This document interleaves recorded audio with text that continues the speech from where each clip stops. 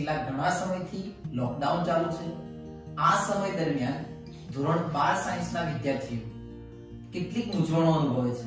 તમે જાણો છો તેમ દેશની સંપૂર્ણ શૈક્ષણિક સંસ્થાઓ કેટલાક સમયથી બંધ છે। હા, ચોક્કસ કેટલીક સંસ્થાઓ ઓનલાઈન એજ્યુકેશન આપે છે। આમ છતાં ધોરણ 12 સાયન્સના વિદ્યાર્થીઓને નીટ કઈ રીતે આપવી, કારણ કે તે નજીકના સમયમાં લેવાની છે, તો આની પ્રિપેરેશન કઈ રીતે કરવી તેના વિશે આજે આપણે કેટલીક માહિતી મેળવીશું। આપણી સાથે છે બાયોલોજીના તજજ્ઞ સંદીપ શાહ સાહેબ। આપણને તે જણાવશે કે આવા કપરા સમયમાં સારી પ્રિપેરેશન કઈ રીતે કરવી અને કેટલાક સજેશનો આપણને આપશે। વિદ્યાર્થી મિત્રો, જો નીટની વાત કરું તો એક તો આજે કોરોના મહામારીનો સમયગાળો અત્યારે હાલ ચાલી રહ્યો છે, તે દરમિયાન ઘણી બધી સમસ્યાઓ જે છે તે અત્યારે આપણે અનુભવી રહ્યા છે। જો આ સમયગાળા દરમિયાન નીટની પરીક્ષા આપણે આપવાની આવશે તો સૌપ્રથમ તો હકારાત્મક પ્રકારની એક માનસિકતા, બરાબર, એકદમ પોઝિટિવ માઇન્ડસેટ સાથે તૈયારી કરવી પડશે। જો બાળકો તમે પોઝિટિવ માઇન્ડસેટ લઈને તૈયારી કરશો તો તમને નીટના દરેકે દરેક સબ્જેક્ટ જે છે તેની તૈયારી કરવામાં ખૂબ સરળતા રહેશે।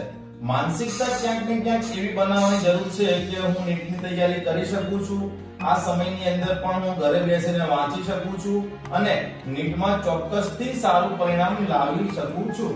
જો આ રીતનો સકારાત્મક અભિગમ તમારા દ્વારા કેળવવામાં આવશે તો હું માનું ત્યાં સુધી 100% તમે નીટની અંદર સફળતા પ્રાપ્ત કરી શકશો। આપણને સાહેબે સરસ રીતે સમજાવ્યું કે આ લોકડાઉનને તમે અવસર સમજી અને સારામાં સારી પ્રિપેરેશન કરશો અને પોઝિટિવ રહેશો તો 100% નીટમાં સારું રિઝલ્ટ મેળવશો।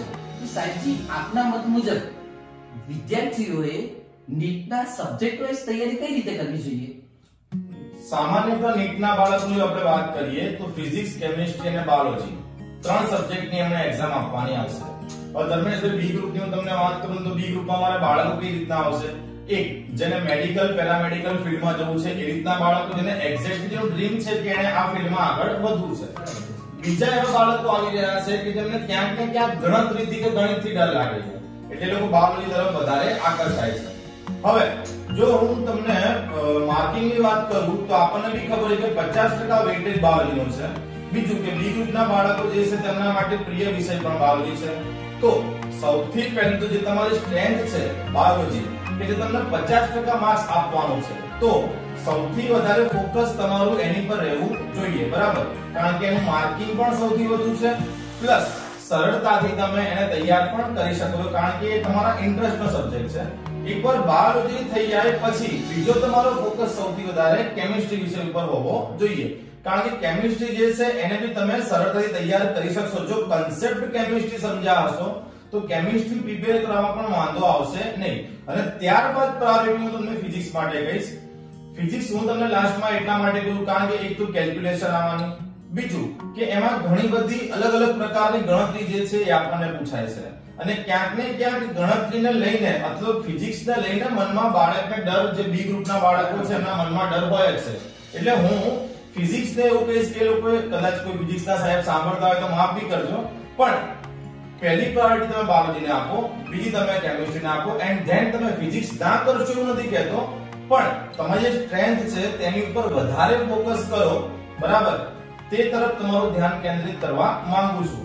તો આ જ સિસ્ટમ છે કે બાળકો જે છે biology, then chemistry and then physics, જો આ પેટર્નને ફોલો કરશે તો એ લોકો પણ સરળતાથી અને સારા માર્ક્સ એચીવ કરી શકશે। બીજું જે મારા ધ્યાનમાં આવે છે કે બધા જ ક્વેશ્ચન અટેન્ડ કરવા જરૂરી નથી, બરાબર, ઘણાને એવું કે બધા જ લેવલે લડી જ દેવું છે આપણે, બસ બધું કરી જ દેવું છે, તો ના, જેમાં તમે શ્યોર છો, જે તમને ખબર જ છે કે હા આનો જવાબ આ જ હશે અથવા તો 90% આ જ આન્સર હોઈ શકે, તો એવા ક્વેશ્ચનને અટેન્ડ કરવા, કારણ કે અહીંયા કેવું લડી લેવા કરતા ક્યારેક છોડી દેવું વધારે ફાયદાકારક હોય। અને તમને કહો કે નીટ જે છે ને એ નેગેટિવ માર્કિંગ છે, તો કયો ક્વેશ્ચન અટેન્ડ કરવો અને કયો ક્વેશ્ચન લીવ કરવો, આ સમજદારી જે છે તે બાળકોએ કેળવવી ખૂબ જરૂરી છે આ સમયગાળામાં। સરસ, આપણને સાહેબે બહુ સારી રીતે સમજાવ્યું કે નીટને કઈ રીતે તમે ફેસ કરશો। હું મારા અનુભવની વાત કરું સર, તો નીટની અંદર ટોટલ 180 ક્વેશ્ચન છે, એમાં 90 ક્વેશ્ચન બાયોલોજીના છે, તો તમે 180 ક્વેશ્ચનમાં 3 કલાકની અંદર એક ક્વેશ્ચન માટે માત્ર 1 મિનિટ મળવાની છે. જો તમે 1 મિનિટ કરતા વધારે કોઈ ક્વેશ્ચન પાછળ વેસ્ટ કરો છો તો ઓલરેડી સર તમે બીજા 4 માર્ક્સ ગુમાવી રહ્યા છો એમ. ના સાચી વાત છે. અને આપ આપણા વિસ્તારની અંદર ઘણા સમયથી કેમિસ્ટ્રી ભણાવો છો, તો હું આપને એ પૂછવા માંગુ છું કેમિસ્ટ્રી વિષય શિક્ષક તરીકે કેમિસ્ટ્રીની અંદર બાળકોએ કઈ કઈ બાબતોનું ધ્યાન રાખવું જોઈએ? આપ શું કહેવા માંગો? કેમિસ્ટ્રી જે છે સબ્જેક્ટ વાઇઝ એની પ્રિપેરેશન નીટ લેવલે કઈ રીતે કરી શકાય? ચોક્કસ સાહેબજી, તમે કહો છો તેમ કેમિસ્ટ્રીમાં સૌપ્રથમ આપણે ડિવાઇડેશન જોઈએ તો ઓર્ગેનિક કેમિસ્ટ્રી આવે છે, ઇનઓર્ગેનિક કેમિસ્ટ્રી આવે છે અને ફિઝિકલ કેમિસ્ટ્રી આવે છે. હવે જે ઇનઓર્ગેનિક કેમિસ્ટ્રી છે એ પોર્શન ટોટલી એસવીજીએમ છે.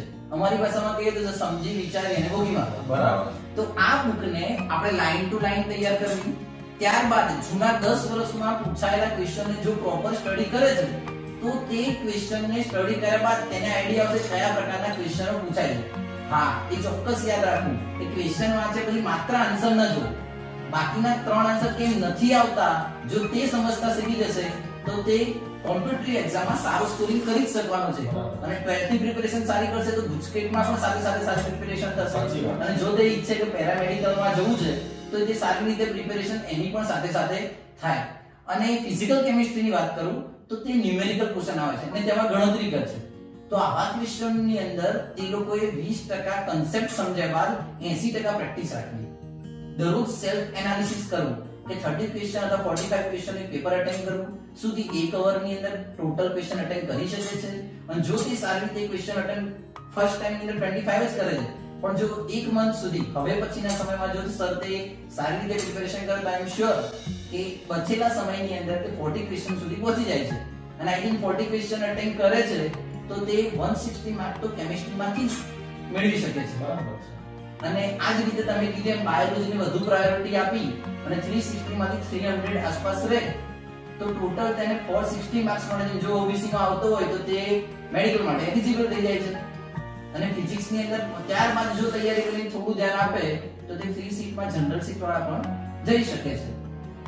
ટૂંકમાં એવું કહી શકાય કે સબ્જેક્ટ વાઇઝ તમારું માઇન્ડ જે છે ને કેલ્ક્યુલેટિવ કામ કરવું જોઈએ કે એક્ઝામ વખતે જે ગુણભાર છે એનું કેલ્ક્યુલેશન બી ક્યાંક ને ક્યાંક આપણા દિમાગની અંદર ચાલવું જોઈએ અને એ રીતે તમારે જે છે એક્ઝામ અટેન્ડ પણ કરવી જોઈએ. વિચારીએ તો એક ક્વેશ્ચન પાછળ તમે 30 સેકન્ડ માત્ર ફર્સ્ટ ટાઈમ જ્યારે અટેન્ડ કરતા હોય ત્યારે રીડ કરવા માટે આપો. જો 30 ક્વેશ્ચન પર ક્વેશ્ચનને સમજો છો તો 10 સેકન્ડ ફિલ અપ કરો. જો એક ક્વેશ્ચન ત્યારબાદ પણ સમજાતો નથી તેને સ્કીપ કરીને આગળ વધો. અને જો આ આવડે છે, ઘણીવાર અમે જૂના સ્ટુડન્ટોના રિવ્યુ એવા પણ મળે છે કે સર આવડતું હતું પણ આગળના ક્વેશ્ચનોમાં વધુ સમય બગાડવાને કારણે પાછળના ક્વેશ્ચનો અટેન્ડ ના કરી શક્યા. એટલે પ્લાનિંગ ક્યાંક બાળકી કરવો પડશે. એટલે એના માટે સૌથી વધુ જરૂરી છે પ્રેક્ટિસ. અને જો તે સારામાં સારી પ્રેક્ટિસ કરશે તો આઈ એમ શ્યોર કે તે સારામાં સારું રિઝલ્ટ મેળવી જ શકવાનો છે. બરાબર. તો સર આગળ તમે શું મંતવ્ય આપશો વિદ્યાર્થીઓને? એક બાયોલોજી વિષય શિક્ષક તરીકે હું તમને ખાલી એટલું કહેવા માંગુ છું કે એક તો 50% બાયોલોજી વેટેજ છે જે આપણે આગળ વાત કરી તો એની પર ફોકસ તમારે કરવો પડશે કારણ કે એ તમારી સ્ટ્રેન્થ છે. બરાબર. સબ્જેક્ટની જો હું વાત કરું બાયોલોજીની તો બાયોલોજીની અંદર 11મું અને 12મું ધોરણ થઈને ટોટલ 10 યુનિટ આપણી પાસે છે. તો આ 10 યુનિટ જે છે એની તૈયારી જ્યારે તમે કરી રહ્યા છો તો યુનિટ વાઇઝ તમે તૈયારી કરો.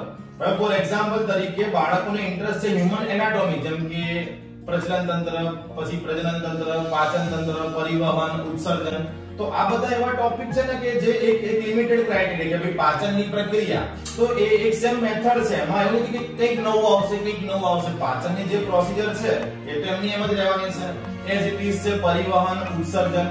તો હ્યુમન એનાટોમી જે યુનિટ છે તમે સરળતાથી તૈયાર કરી શકશો. એ જ રીતે જેનેટિક્સ છે, બાયોટેક છે.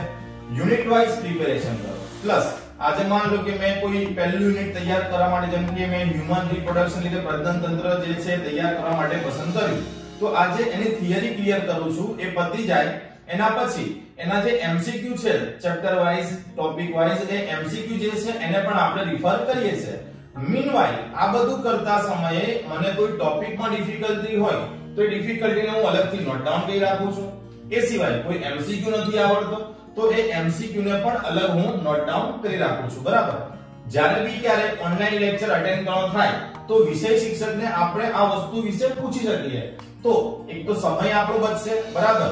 અને બી ધ પોઈન્ટ આપણે ફેકલ્ટી સાથે વાત કરી શકીશું. જેના કારણે જે તમારી સમસ્યા છે એનું જ તમને સરળતાથી માર્ગદર્શન મળી જશે. બીજી એક વાત હું ખાસ નોંધવા માંગીશ કે અનુભવ ઉપરથી એવું જોયું છે કે ક્યાંક ને ક્યાંક એવી માનસિકતા બંધાયેલી છે કે બોર્ડની પ્રિપેરેશન અલગ હોય, નીટની પ્રિપેરેશન અલગ હોય.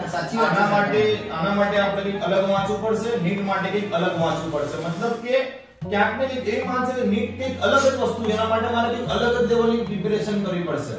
પણ મારો અનુભવ કેવો છે, તમે જ્યારે 11 સાયન્સમાં એડમિશન લો છો અને પહેલું ચેપ્ટર તમે ભણો છો ત્યારથી જ તમારી નીટની પ્રિપેરેશન પ્રિપેરેશન છે એ શરૂ થઈ જાય છે. બરાબર. બીજું, NCERT ના સિલેબસ મુજબ જે આપણી ટેક્સ્ટ બુક છે, most of question text book related છે. હવે થાય શું કે છોકરાઓ જે છે ઘણી બધી રેફરન્સ બુકો સોલ્વ કરતા હોય, જેમાં ભૂતકાળમાં પૂછાઈ ગયેલા પ્રશ્નો હોય એને સોલ્વ કરતા હોય. બરાબર. હવે 1991, 1903, 1994 આ સમયગાળા દરમિયાન પૂછેલા પ્રશ્નો સોલ્વ કરવા જાય તો સ્વાભાવિકપણે એ કન્ટેન્ટ આપણી બુકમાં મળશે નહીં. એટલે છોકરીઓ મૂંઝાય કે સર આ તો બહારનું પૂછાય. પણ બાળકે બી ક્યાંક એ સમજવું પડશે કે આ 1991 પછી તો ઘણીવાર સિલેબસ બદલાઈ ગયો. તો અત્યારે એટ પ્રેઝન્ટ જે કોર્સ આપણી પાસે છે, આપણી NCERT જે બુક છે, બરાબર, એ તૈયાર કરી ગુજરાત બોર્ડની, એ બુકને પ્રિપેર કરો. એ બુકની પ્રત્યેક લાઈન જે છે એને બરોબર વાંચો. એમાંથી કયા પ્રકારના પ્રશ્નો બની શકે એ સમજવાનો પ્રયત્ન કરો. સમજો, નીટનું પેપર ગમે તેટલું બી અઘરું નીકળ્યું ને, હું બાયોલોજી ક્વેશ્ચનની વાત કરું તો 90% બુકમાંથી હશે, 10% બહારથી હશે. ના બરાબર છે. 70 ક્વેશ્ચન લાસ્ટ યર બાયોલોજીના બુકમાંથી હતા. હવે એ ક્યાંક ને ક્યાંક 10 કે 20% મેળવવા માટે આપણે આપણા 80% સુપરા બગાડીએ. તો બેટર છે કે પહેલા ટેક્સ્ટ બુક જે છે એને વ્યવસ્થિત તૈયાર કરવામાં આવે. એ એકવાર તૈયાર થાય પછી તમારે કોઈ રેફરન્સ બુક જે છે રિફર કરવી હોય તો હું ના નથી પાડતો, પણ ફર્સ્ટ પ્રાયોરિટી જે છે આપણી ટેક્સ્ટ બુક છે. કારણ કે ટેક્સ્ટ બુક જે છે એના આધારે જ તમે નીટને સરળતાથી ક્રેક કરી શકશો. અને ખાસ યાદ રાખજો મિત્રો, નવું કશું કરવાનું જ નથી. જે કર્યું છે એને જ એકદમ પરફેક્શન સાથે રિવિઝન કરવાનું છે. બરાબર. જો તમે આ વસ્તુ ખૂબ સારી રીતે કરશો અને આ લોકડાઉનની જે આપદા આપણી સામે છે એને અવસરમાં તમે કન્વર્ટ કરી દેશો તો હું માનું ત્યાં સુધી તમે નીટ ચોક્કસથી ક્રેક કરી શકશો. કોઈ પણ એવી તાકાત નથી કે જે તમને નીટ ક્રેક કરતા રોકી શકે. મને વિશ્વાસ છે તમારી પર, પણ તમારે પોતે તમારી પર વિશ્વાસ રાખવો પડશે. મળેલા આ સમયનો સદુપયોગ કરી વધુમાં વધુ સારી તૈયારી કરીશું. કોઈ પણ ન્યૂઝના અંદર અટેચ થઈ અને તમે પોતાની જાતને નેગેટિવ કરવાનો પ્રયત્ન ન કરવો. કારણ કે કોરોના માત્ર ને માત્ર આજના સમયમાં છે. તમે MBBS થયા પછી તમને કોઈ નહીં પૂછે તમારા સમયે કોરોના હતો કે નહીં. એટલે સાહેબે કીધું તેમ 100% આ લોકડાઉન ને એક અવસર સમજી ફર્સ્ટ ઓફ ઓલ સાહેબે શોર્ટમાં સમજાવ્યું કે પહેલા ટેક્સ્ટ બુક પ્રિપેર કરો, ત્યારબાદ જૂના વર્ષના પેપરો કરો અને પછી તમને સમય મળે છે તો તમે કોઈ એક રેફરન્સ બુક સોલ્વ કરો. બરાબર ને સર? લાસ્ટમાં એટલી અપેક્ષા રાખીએ કે નીટની પરીક્ષા જે છે તમે લોકો ખૂબ સારી રીતે આપો અને ખૂબ જ સારા માર્ક્સ મેળવો અને તમારું ધાર્યું પરિણામ પ્રાપ્ત થયા બાદ જે દિશામાં તમે આગળ વધવા માંગતા હો, જે બ્રાન્ચમાં આગળ વધવા માંગતા હો તે બ્રાન્ચમાં આપ એડમિશન મેળવી શકો તેવી બંને શિક્ષક તરફથી આપ સૌને શુભેચ્છા. તો all the best student for your NEET examination. Best of luck અને ખૂબ સારું પરફોર્મ કરો, ખૂબ આગળ વધો.